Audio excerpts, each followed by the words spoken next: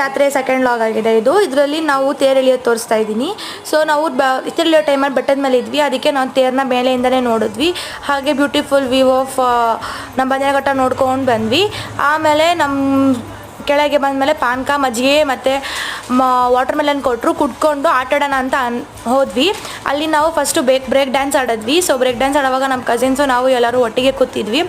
ಅದಾಗಿ ಸೋಕತ್ತಾಗಿತ್ತು ಎಕ್ಸ್ಪೀರಿಯೆನ್ಸು. ಅದಾದಮೇಲೆ ನೆಕ್ಸ್ಟ್ ಯಾವ ಗೇಮ್ ಆಡೋಣ ಅಂತ ಯೋಚನೆ ಮಾಡ್ತಾಯಿದ್ವಿ.